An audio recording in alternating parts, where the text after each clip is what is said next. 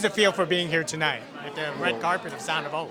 Without being cliche, I mean, it literally feels like a dream come true. I mean, we're here with a screen Academy Award winning movies.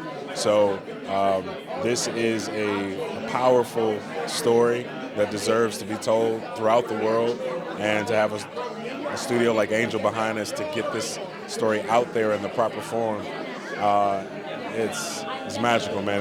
It feels really special, and I'm just so touched to see so many people from different walks of life connecting with the story of Bennett Chapel and Possum Trot. Mm-hmm. And now, what initially drew you to a project like this? Because, you know, it's an unbelievable story. So what was the first thing that basically said, you know what, I have to do this? I think what drew me was the authenticity of the writing.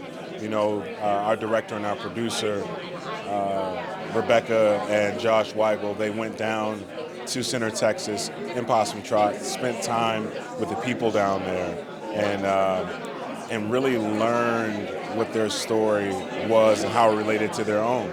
They too are foster parents themselves, and so I think just reading the script, getting an opportunity to connect with the actual bishop, and seeing the responsibility, the mantle that we were holding, and continuing their great legacy.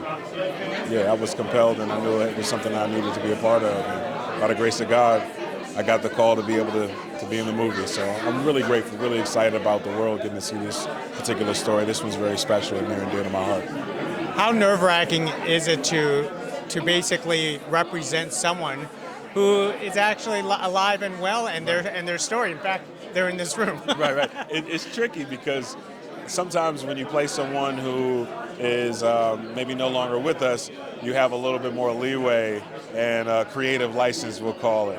When you interact and you have the actual human beings with you, and they're alive, well, sharp, and with it, it's a different level of reverence, humility, and openness that you bring to it, in terms of being able to really take their input, but also take your creative license. And so I think we found a really cool sweet spot with the story that we told, and I'm excited for people to see it. Well, the Martin's going to see it in a moment, so hopefully a little bit. So fingers crossed. One last thing. What message you hope that people would actually get after watching this film, Sound of Hope? Truthfully, the message of this film is, if you have faith the size of a mustard seed, you can really move mountains.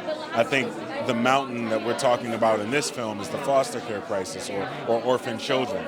And this town, this community, they just bonded together with faith, and took 22 families and adopted 77 kids, and radically changed the climate and the environment for orphans in their town. So that's it. Just if we can unify in faith and believe that we can do the impossible.